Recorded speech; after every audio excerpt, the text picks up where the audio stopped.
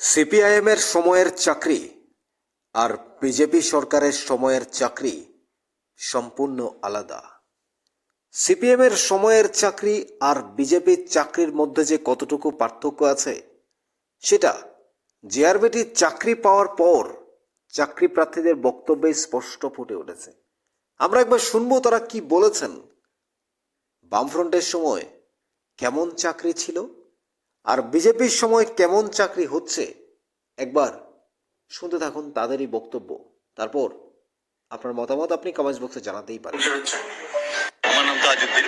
আপনি বাড়ি কোন জায়গায়? ধর্মনগর সদমতলা। আপনি কোন ডিপার্টমেন্টে চাকরি করেন? Labour department.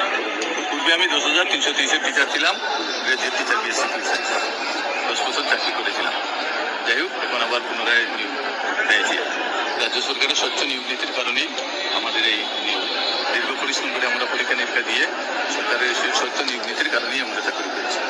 আজকের দিনটি আপনাকে কেমন লাগছে? অনেক ভালো লাগছে। আমার ছেলে বিএসসি কমপ্লিট করেছে, মেয়ে কলেজে পড়তেছে, কারণ তাদের উৎসাহ উদ্দীপনা বাড়বে। আমি চাই রাজ্যের মানুষ এই ধরনের রাজ্য সরকার উন্নয়নমূলক কর্মী। আগে সরকারের সময় চাকরি দিলেন, এবার আবার এই সরকার আমার এই পার্থক্যটা কেমন মনে হলো? ভালো লাগে। কেমন পার্থক্য মনে হলো সেই সরকারের সময়? পার্থক্য সেই সরকারের সময়ের চাকরি তো তখন এই এখনের স্বচ্ছ এবং নীতির মাধ্যমে ছিল না। তখন তো ওরাল সিস্টেমে মৌখিক ইন্টারভিউর মাধ্যমে চাকরি হয়েছে, আর এখন তো স্বচ্ছ নিয়োগ নীতির মাধ্যমে লিখিত পরীক্ষার মাধ্যমে পিপিএসসি জেআরবিটি বোর্ডের মাধ্যমে পরীক্ষা দেয়। নিশ্চয় তো বাদ আছে রাজ্যের জনগণ, সেটা তো অবশ্যই। এখন আপনি স্বচ্ছতার সঙ্গে চাকরি পেয়েছেন বলছেন। হ্যাঁ, তাহলে যখন বাম আমলে চাকরিটা পেলেন তখন কি অস্বচ্ছতার সঙ্গে আপনাকে চাকরিটা দেওয়া হয়েছে? না, এটা বলা যায় না। আমরা তো ডিপার্টমেন্টালি তখনের প্রসেসিং যেটা ছিল সেই প্রসেসিং মোতাবেকই আমরা চাকরি পেয়েছি। আমরা অস্বচ্ছ কোনো লাইনে আমরা চাকরি পেয়েছি। আমি চাকরি পেয়েছি। আজকে চাকরি দিয়ে সরকারের উদ্দেশ্যে কি বলবেন? আজকে সরকারের উদ্দেশ্যে এবং রাজ্যের জনগণের উদ্দেশ্যে এটাই বলবো, যাতে রাজ্যের জনগণ সরকারের উন্নয়নমূলক কর্মে চাকরি বলুন। আপনি যে আজকে অফার পেয়েছেন, আপনার মনে কেমন অনুভূতি হইতেছে? আমার মনে খুব ভালো লাগছে। আমি তো বিগত বাপ্পাসাগর আমলে উত্তর গ্রাম পঞ্চায়েত প্রধান ছিলাম। তখন সময় বিভিন্ন নেতৃত্বের কাছে গিয়ে আমার কোনো চাকরি কোনো ব্যবস্থা পাইনি। বর্তমানে মানিক শাহ নেতৃত্বে বিজেপি সরকার চালিত এই সরকার আমাদের স্বচ্ছ নিয়োগের মাধ্যমে আমাদের চাকরি প্রদান করেছে। তার জন্য এই সরকার আন্তরিক ধন্যবাদ খুশি হচ্ছে। আমার খুব ভালো লাগছে। আমি তো বিগত বাপ্পাসাগর আমলে উত্তর গ্রাম পঞ্চায়েত প্রধান ছিলাম। তখন সময় বিভিন্ন নেতৃত্বের কাছে গিয়ে আমার কোনো চাকরি কোনো ব্যবস্থা পাইনি। বর্তমানে মানিক শাহ নেতৃত্বে বিজেপি সরকার চালিত এই সরকার আমাদের স্বচ্ছ নিয়োগের মাধ্যমে আমাদের চাকরি প্রদান করেছে। তার জন্য এই সরকার আন্তরিক ধন্যবাদ খুশি হচ্ছে। শুনলেন তো চাকরি প্রার্থীদের বক্তব্য। বামফ্রন্টের আমলে অস্বচ্ছ নীতি ছিল, এখন স্বচ্ছ নীতি হয়েছে। একেই তো বলে স্বচ্ছতা। ট্রান্সপারেন্ট কাকে বলে, কত প্রকার ও কি চাকরির ক্ষেত্রে স্বচ্ছতা কাকে বলে, এই বক্তব্যে আপনারা স্পষ্ট শুনেছেন। বামফ্রন্টের সময় প্রধান ছিল, চাকরি পায়নি, দরজায় দরজায় ঘুরেছেন, জুতো জোড়া ছিঁড়েছেন, কোনো কাজ হয়নি। কিন্তু আজ মাননীয় মুখ্যমন্ত্রী প্রফেসর ডক্টর মানিক সাহার স্বচ্ছ নিয়োগ নীতিতে চাকরি পেয়েছেন, খুশি। আবার 10,330-এর চাকরি প্রার্থীরা বলছেন, আগে অরাল টেস্ট ছিল, চাকরি হয়ে যেত, কিন্তু এখন 100% ট্রান্সপারেন্ট। নিজের ছেলে মেয়েকে উৎসাহিত করছেন। তবে আমরা বেকার শিক্ষিত যুবক যুবতীদের এতটুকুই বলবো, আপনি যদি মনে করেন আমি কাল পড়াশোনা করব, কাল থেকে বই ধরব, তাহলে আপনার পাশ দিয়ে 10 লাখ লোক বেরিয়ে যাবে, 10,000 ছেলে মেয়ে বেরিয়ে যাবে, আপনি বুঝতেই পারবেন না।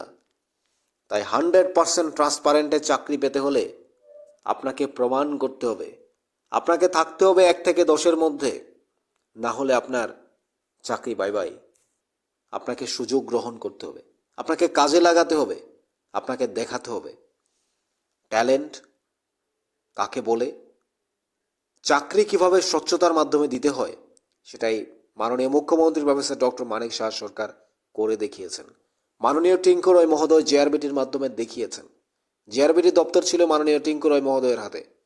রাজ্যের সমাজ কল্যাণ সমাজ শিক্ষা দপ্তরের মন্ত্রী এবং মাননীয় মুখ্যমন্ত্রী প্রফেসর ডক্টর মানিক সাহা তার ক্যাবিনেট মন্ত্রীরা দেখিয়েছেন কিভাবে স্বচ্ছতা, দায়িত্বশীলতা, নিরপেক্ষতা বজায় রেখে চাকরি দিতে হয়।